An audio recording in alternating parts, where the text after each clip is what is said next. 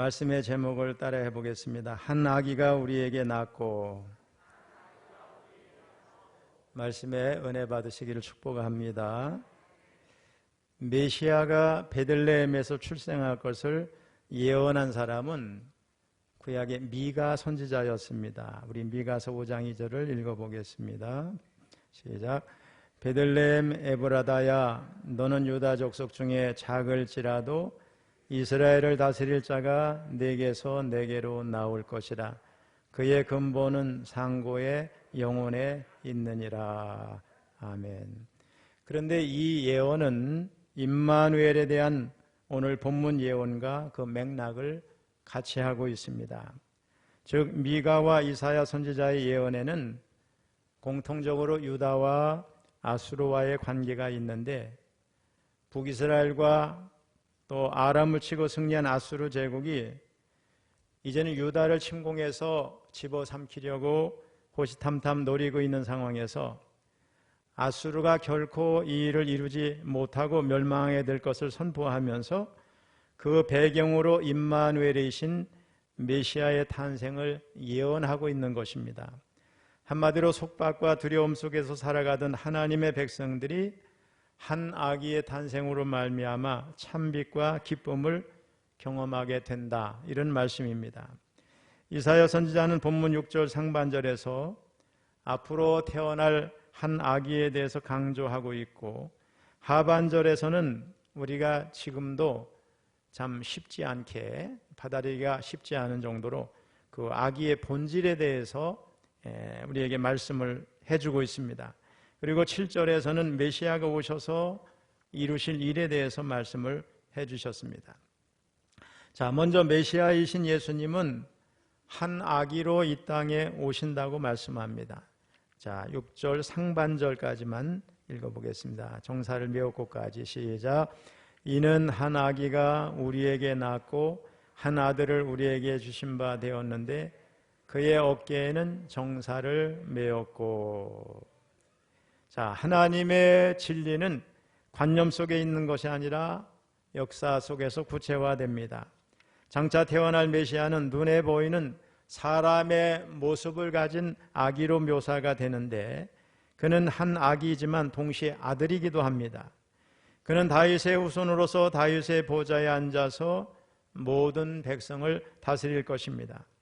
이에 대한 표지로 그의 어깨에는 정사를 메었다고 말씀하는데, 여기서 정사란 말은 지배, 통치, 권세라는 뜻으로 왕의 통치와 권위를 말씀합니다. 어쨌든 이사야 선지자는 메시아가 하늘 보좌에서 스스로를 낮추시고 아기의 모습으로 이 땅에 오신다고 말씀해 주고 있습니다. 미국 남부 지역에서 영국에서 온 한 귀족 부인이 남편을 잃고 딸과 함께 살았습니다. 그런데 이 딸이 사춘기가 되니까 학교를 그만두고 가출을 했습니다. 소문을 들으니까 술집과 또 율락가를 헤매면서 산다는 것이었어요. 어머니가 딸을 찾아 나섰습니다. 그런데 딸을 찾으려면 딸의 사진을 전단지에 넣어야 되는데, 어머니 자신의 얼굴을 전단지에 넣어서 사방에 전단지를 붙이고 다닙니다. 사람들은 왜 그러는지 이유를 몰라서 궁금해했어요. 이 어머니가 왜 그렇게 했을까? 바로 딸의 얼굴을 부끄럽게 하지 않으려고, 딸의 잘못을 감싸주려고, 그리고 누가 딸을 붙잡아 오는 게 아니라 딸이 스스로 어머니를 생각해서 돌아오도록 그렇게 한 것입니다. 이것이 어머니의 마음인데, 어머니의 기대대로 2주 만에 딸이 어머니를 찾아와서 울면서 말을 합니다. 전단지 사진을 보는 순간 어머니가 나의 모든 잘못을 용서해 주신다는 사실을 알았습니다. 이렇게 귀족 출신의 어머니가 자식을 위해서 자신을 낮추었듯이 하나님도 인간을 구원하시기 위해 스스로를 낮추셨습니다. 하늘 보좌를 버리고 이 낮은 땅에 한 아기의 모습으로 오셨습니다. 누가복음 기자는 예수님이 짐승들의 우리에서 태어나셔서 구유에 누이셨다고 말씀합니다. 누가복음 2장 7절 같이 읽습니다. 첫 아들을 낳아 강보로 싸서 구유에 뉘었으니 이는 여관이 있을 곳이 없음이로라. 아멘. 바울은 우리 지난 시간에 살펴본 대로 이 사건을 하나님이 자신을 비워서 인간이 된 것이다 이렇게 말씀을 했습니다. 빌립보서 2장 6절 7절 시작. 그는 근본 하나님의 본체시나 하나님과 동등됨을 취할 것으로 여기지 아니하시고 오히려 자기를 비워 종의 형체를 가지사 사람들과 같이 되셨고. 자, 그런데 이 한 아기는 아주 다양한 이름을 가지고 있습니다. 자, 6절 후반절 그의 이름부터 읽어봅니다. 시작. 그의 이름은 기묘자라 모사라 전능하신 하나님이라 영존하시는 아버지라 평강의 왕이라 할 것임이라. 하나님은 아브라함을 아브라함으로, 사레를 사라로, 또 야곱을 이스라엘로, 기드온을 여룻바알로, 솔로몬을 여디디아로, 또 시몬을 게바로 이름을 바꿔주셨는데 이것은 그 이름을 통해서 하나님의 구원 사역을 설명하려는 것이었어요. 마찬가지로 이사야가 아기 예수님에 대해서 다양한 이름들을 사용한 것도 메시아의 속성과 사역을 설명하려는 의도가 있습니다. 제일 먼저 뭐라고 그랬어요? 기묘자라고 그랬어요. 자, 이사야는 가장 먼저 예수님의 이름을 기묘자다 이렇게 소개하는데, 기묘 이 무슨 말이에요? 기이하고 묘하다, 놀랍다 이런 뜻입니다. 이것은 인간이 도무지 생각할 수 없는 기이하고 묘한 일을 행하시는 하나님의 속성을 말해줍니다. 예수님이 기묘자이신 이유는 무엇보다도 하나님으로서 사람이 되신 것입니다. 이 세상에서 이보다 더 기묘한 일은 없겠죠. 또한 이 세상에 오실 때 성령으로 동정녀 마리아의 몸을 빌려서 원죄 없는 인간으로 태어나셨어요. 예수님이 이렇게 온 사람이 하나도 없어요. 그것도 구세주가 조그마한 마을 베들레헴에서 짐승의 우리에서 태어나 짐승의 밥통 구유에 누이셨어요. 이것은 상식을 초월하는 일이고 가히 상상할 수 없는 기묘한 일입니다. 예수님의 기묘는 어떤 위대한 학자들도 따라올 수 없는 위대한 놀라운 교훈 속에 잘 나타나고 있어요. 누가복음 4장 22절을 읽어보겠습니다. 시작. 그들이 다 그를 증언하고 그 입으로 나오는 바 은혜로운 말을 놀랍게 여겨 이르되 이 사람이 요셉의 아들이 아니냐. 예수님의 기이함은 생활 속에서도 나타납니다. 예수님은 공생의 기간 중 가시는 곳마다 죄인을 용서하셨고, 또 병든 자를 고쳐주셨고, 절망에 빠진 자에게 소망을 주셨고, 죽음에 처한 자에게 생명을 주셨어요. 예수님은 공생의 기간 동안 말씀과 행동에서 사람들에게 흠모의 대상이 되셨어요. 그리고 사람들의 상상을 초월하는 능력을 나타내심으로 놀라움의 대상이 되셨어요. 오늘날 우리도 예수님으로 말미암아 기이하고 묘한 일들을 경험하게 되는데, 무엇보다도 놀라운 일은 우리가 마음을 열고 예수님의 십자가와 또 죽음, 부활을 믿으면 하나님의 자녀가 되는 신분의 변화를 경험합니다. 그리고 십자가의 권세와 능력으로 죽음을 정복하고 영원히 살게 되는 기이하고 놀라운 은혜를 받게 됩니다. 우리가 내 지혜와 경험을 내려놓고 하나님 앞에 엎드려 기도하는 자가 되면 예수님은 우리의 삶의 기묘자 하나님으로 역사하시고 놀라운 일을 끊임없이 경험하게 하십니다. 자, 두 번째, 예수님의 이름은 모사입니다. 여러분, 모사라는 말은 어감이 안 좋죠? 모사꾼 이런 말을 할 때. 자, 왜 이런 말을 썼나 하고 영어 성경을 살펴봤어요. 모사가 어떻게 번역이 되어 있는가. 영어 성경에는 놀라운 상담자, 원더풀 카운셀러 이렇게 되어 있어요. 여러분, 이 성경을 번역할 때 우리나라는 상담자라는 그런 사람이 없었죠. 상담사 이런 자격 가진 사람도 없었고.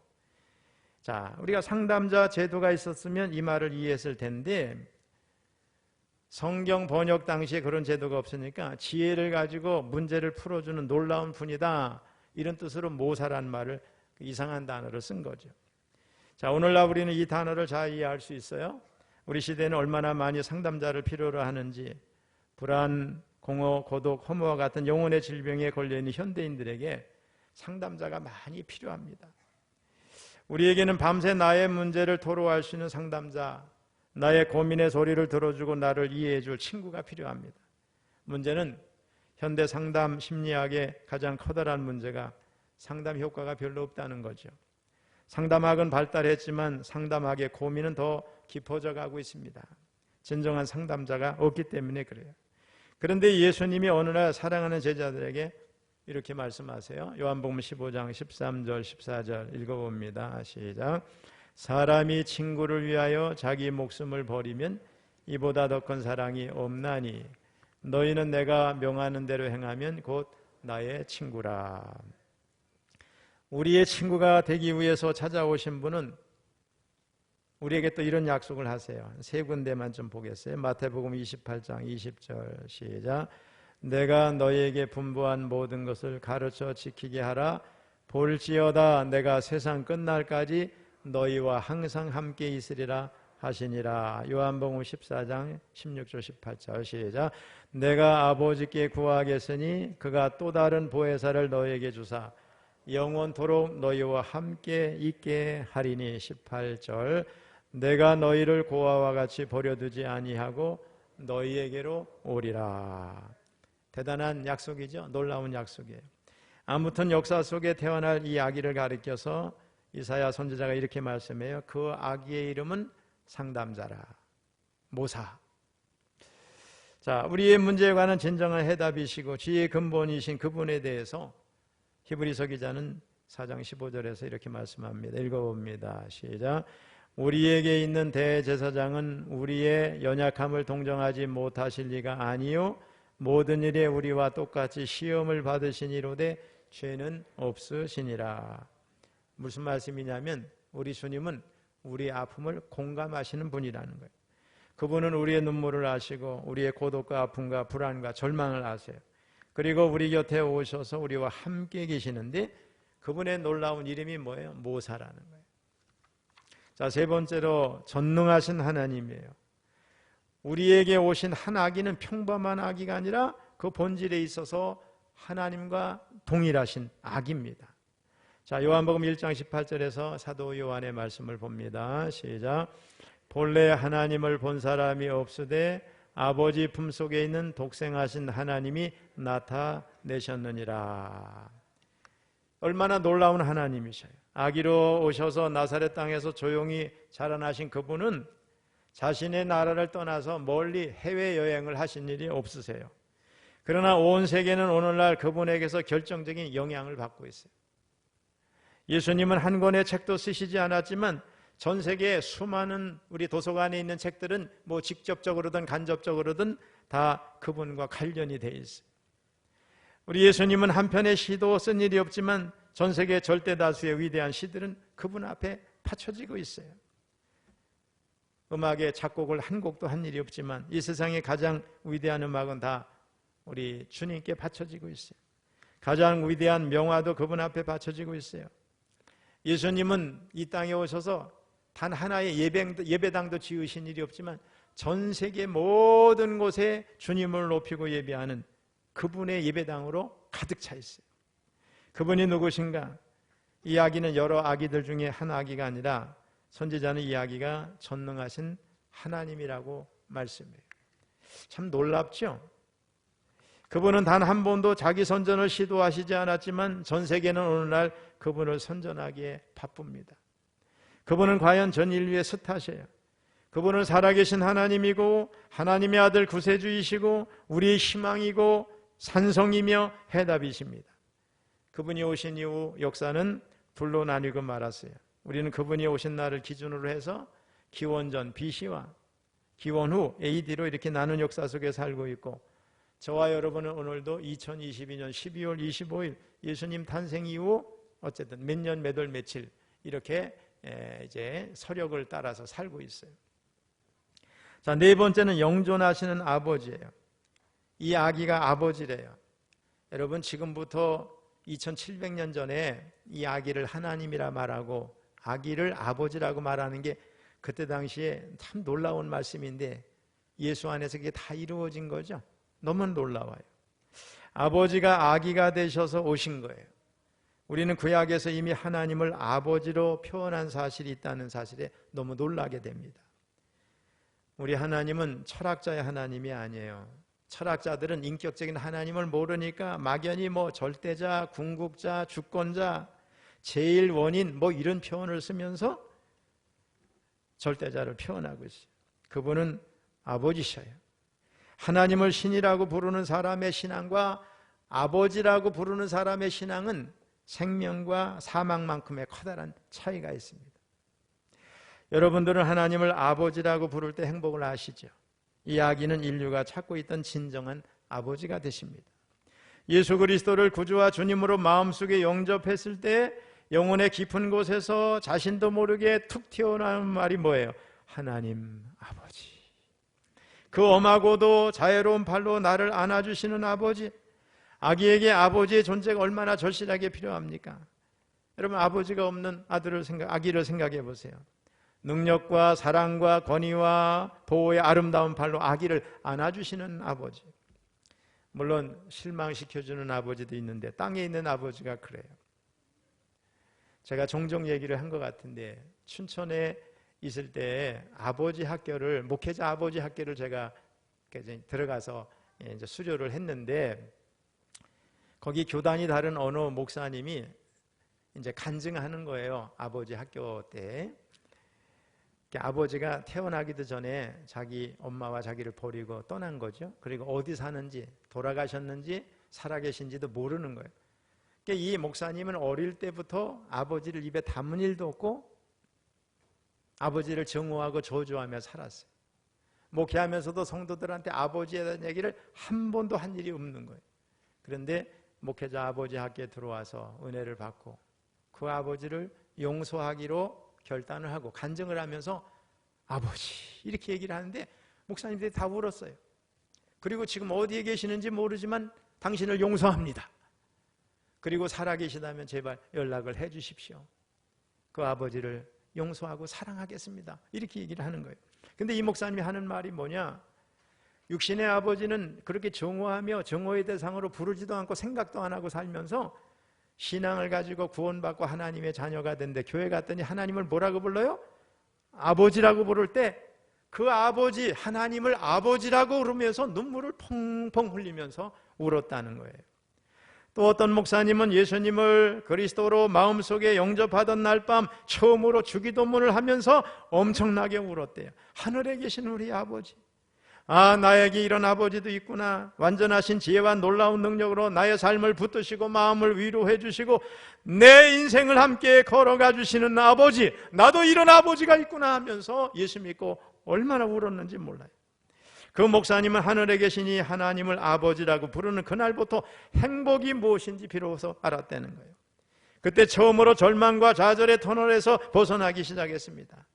그때부터 그는 인생이라고 하는 것이 그래도 살만한 가치가 있구나 이런 생각을 조금씩 하게 됐다는 거예요. 누구 때문에? 하나님 아버지 때문에. 그러니까 하나아기로 이 땅에 오신 그분은 우리의 뭐가 되신다고? 아버지가 되시고 우리는 그분의 자녀가 되는 줄로 믿습니다. 다섯 번째로 하나아기가 우리에게 오셨는데 그분은 평강의 왕이시래요. 예수님이 탄생하시던 그날 밤 하늘에 있는 천사들이 노래하며 외칩니다. 누가복음 2장 14절 우리 크게 읽어봅니다. 시작. 지극히 높은 곳에서는 하나님께 영광이요 땅에서는 하나님이 기뻐하신 사람들 중에 평화로다 하니라. 여러분, 그러면 정말 이 땅에 평화가 있습니까? 그렇지 않죠. 예수님이 오셨는데도 오늘날 이 땅에는 전쟁과 고통과 기근 사라지지 않고 있어요. 아마도 예수님이 다시 오실 때까지 전쟁과 기근과 괴로움은 계속될 거예요. 눈물의 탄식도 계속될 겁니다. 그러나 평화의 왕이신 예수 그리스도를 영접하고 하나님 앞에 기뻐하심을 입은 사람들 중에는 평화와 평안이 있게 될 줄로 믿습니다. 세상은 요란하지만 그럼에도 불구하고 그 마음엔 평안이 있어요. 이 세상은 이 평안을 알지 못해요. 그리스도인들은 비극을 당하지 않아서 평안한 게 아니에요. 그리스도인도 비극을 당하지만 주님이 주시는 평안 때문에 평안한 줄로 믿습니다. 요한복음 14장 27절 같이 읽어봅니다. 시작. 평안을 너희에게 끼치노니 곧 나의 평안을 너희에게 주노라. 내가 너희에게 주는 것은 세상이 주는 것과 같지 아니하니라. 너희는 마음에 근심하지도 말고 두려워하지도 말라. 아멘. 소란과 고통과 분요함과 난리 속에서도 예수 믿는 사람들은 평안을 누릴 수 있어요. 그것은 주님이 주신 놀라운 평안이죠. 아무도 뺏어갈 수 없어요. 그러므로 지구상에 있는 모든 사람들이 주님을 알고 그분 앞에 무릎을 꿇는 날 이 땅의 진정한 평안은 도래할 줄로 믿습니다. 1879년 프랑스와 독일이 치열한 전투를 벌이고 있었을 때인데 여기저기 총탄이 날아다니고 막 총알이 터지는 전쟁터에서도 크리스마스가 어김없이 이제 다가왔습니다. 크리스마스 이브에 병사들은 빛나는 별들을 바라보면서 저마다 고향 생각에 잠겼고 성탄의 낭만과 추억을 그리게 되었어요. 그 중에 진실한 그리스도인들은 살아계신 주님과 그분의 오심을 아마 마음속으로 묵상하고 있었을 거예요. 그런데 갑자기 프랑스군의 참호에서 한 병사가 벌떡 일어나더니 총과 칼을 내던지고 아름다운 테너 목소리로 하늘을 향해서 감격에 찬 찬양을 불렀어요. 우리 조혜경 집사님에게 한번 보세요. 예, 그게 원래 가사와 그 찬양을 불렀던 병사의 가사와 오늘날 가사는 차이가 있겠지만 그 곡이 바로 오늘 찬송가 622장인데 1절만 한번 같이 불러보겠습니다.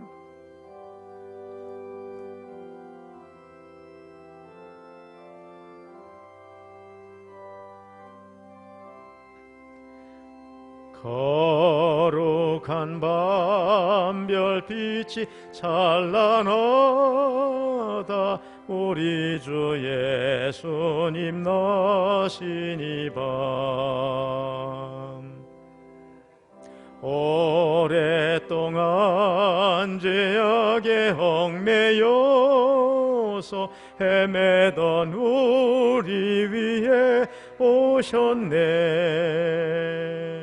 온 땅이 주의 나심 기뻐하며 희망의 아치 밝아오도다. 무릎 꿇고 천사와 화답하라. 오 거룩한 밤 주님 탄생하신 밤 이 밤 거룩한 밤 거룩한 밤. 아멘. 우리 찬양대 성악을 전공한 테너가 있는데 이따가 한번 끝나고 1절 불러보면 좋겠어요. 가능할지 모르겠어요. 가능하죠? 622장 여기 반주해주고 한번 해봤으면 좋겠어요. 자, 이 찬양을 듣고 있던 독일군 병사 하나가 또 참호에서 벌떡 일어났어요. 그도 총을 던지고 찬양을 부르기 시작했어요. 바리톤의 목소리로 마틴 루터가 작사한 유명한 찬양을 부르는데 그 곡은 제가 모르니까 안 부를게요. 이 사건 때문에 전쟁터에는 잠시 휴전이 선포되고 그의 크리스마스는 예수님 때문에 평화를 누리는 시간이 될 수 있었습니다. 자, 7절은 메시아를 통해서 이루어질 하나님 나라에 대한 예언이죠. 우리 7절 읽어봅니다. 시작. 그 정사와 평강의 더함이 무궁하며 또 다윗의 왕자와 그의 나라에 군림하여 그 나라를 굳게 세우고 지금 이후로 영원히 정의와 공의로 그것을 보존하실 것이다. 만군의 여호와의 열심히 이를 이루시리라. 아멘. 이게 다 살펴보기는 길어요. 이 앞에 그 정사와 뭐예요? 평강의 더함이 무궁하며, 이 말씀의 뜻을 살려서 다시 읽으면 이런 말씀이에요. 그의 통치와 평화가 커져가는 것은 끝이 없을 것이다. 그렇습니다. 이것은 메시아를 통해 시작되고 확장될 하나님의 나라에 대한 예언인데, 메시아를 통해서 이 땅에 임한 하나님의 나라는 계속해서 커져가고 온 세계에 확장된다는 거예요. 이 점에 대해서 예수님은 비유로서 말씀하셨어요. 그것이 겨자씨 비유고, 겨자씨 비유, 누룩의 비유입니다. 하나님 나라의 시작은 겨자씨처럼 작지만은 예수님 한 분을 통해서 이스라엘의 한 변방에서 소수의 제자들과 함께 시작이 됐지만, 그러나 주님은 그것이 자라나서 커져서 나중에는 큰 나무가 되고 많은 새들이 깃들게 된다고 말씀하셨어요. 이게 하나님 나라는 그렇게 커져간다는 거예요. 놀랍게도 이사야의 예언처럼, 그리고 예수님의 비유처럼 예수님 한 분으로부터 시작된 하나님의 나라는 지난 2000년 동안 계속해서 커져가지고 지금 전 세계에 예수 믿는 사람들이 몇 명이냐? 25억 명에 가까워요. 이런 사람들이 예수님을 통해 하나님 나라를 경험하고 구원받고 있어요. 앞으로도 더욱 커져서 마침내 주님 다시 오시는 날에는 하나님 나라가 완성될 줄로 믿습니다. 그리고 하나님의 나라는 점점 커져서 다윗의 왕자와 그의 나라에 군림하게 되는데, 그렇다면 이 모든 일들을 누가 이루시는가? 오늘 말씀했어요. 만군의 여호와의 열심히 이를 이루시리라. 만군의 여호와 하나님의 열심히 이를 이루신다는 말씀인데, 영어로 열정을 뜻하는 말이 뭐냐면 패션이에요. 우리 패션 오브 크라이스트 영화도 보셨죠? 패션이 열정이에요. 그러면 하나님의 열정의 동기는 뭐냐? 사람의 경우는 자신의 목적이나 야망을 이루는 것이 열정의 동기가 되는 경우가 많은데, 하나님의 열정의 동기는 우리 인간에 대한 사랑인 줄로 믿습니다. 우리를 사랑하시는 그 사랑이고 그의 백성을 사랑하시는 그 사랑이에요. 하나님이 창조한 인간을 사랑하셔서 죄와 죽음으로부터 구원하기를 원하신 그 사랑이 하나님의 열정입니다. 그 열정이 메시아의 성육신과 대속의 희생, 그리고 메시아를 통해서 시작되고 확장되고 완성될 하나님 나라의 이 모든 일을 앞으로 이루어 가신다, 이런 뜻입니다. 여러분, 이사야의 예언이 있은 지 700년 후에 마침내 메시아가 예언 그대로 동정녀 마리아의 몸을 통해서 성령 잉태를 통해서 한 아기의 모습으로 한 아들로 우리에게 오신 줄로 믿습니다. 그분이 바로 예수 그리스도이십니다. 그러기에 하나님이 사람의 몸을 입고 이 땅에 오신 성육신은 하나님의 패션, 열정입니다. 하나님의 열정입니다. 이 열정이 없으면 있을 수 없는 일이에요. 그의 백성을 사랑하시는 그 사랑으로 끌어오는 열정 없이 어찌 하나님의 본체이신 분이 피조물인 사람의 몸을 입고 이 땅에 하실 수 있겠는가? 특별히 십자가는 하나님의 패션, 하나님의 열정의 절정입니다. 그의 백성들을 사랑하시는 그 피 끓는 사랑의 열정 없이 어찌 하나님의 본체이신 분이 죄인들을 위해서 십자가에 달려 죽으실 수 있겠는가? 이 벌벌 끓는 하나님의 열정이 저와 여러분을 향해 있기에 우리가 구원받은 하나님의 자녀가 된 줄로 믿습니다. 여러분은 우리를 너무 사랑하셔서 그의 독생자 예수 그리스도를 보내신다고 약속하시고, 마침내 그 약속을 이루시고 십자가에 죽기까지 우리를 사랑하셨던 그 하나님의 벌벌 끓는 사랑, 그 열정, 이것이 느껴지시는지요? 그 뜨거운 사랑의 열정이 우리를 향해 있음을 여러분 알아야 될 줄로 믿습니다. 그 사랑을 받아들이시기를 축원합니다. 하나님의 열정을 받아들이는 자만이 구원받아 하나님의 사랑 안에 거할 수 있어요. 하나님의 사랑을 알아야만 참된 생명을 얻을 수 있습니다. 사랑하는 성도 여러분, 오늘 본문은 목회자도 신학자도 성서학자도 성서 번역자들에게도 이게 해석이 쉽지 않은 말씀이죠. 하지만 이 말씀을 깊이 연구하게 되면 이 말씀들이 모두 예수님과 그의 사역에 있다는 결론에 도달하게 됩니다. 그리고 크리스마스는 결국 본문에서 말씀하는 한 아기를 받아들이라고 울리는 구원의 종소리라는 것을 알게 됩니다.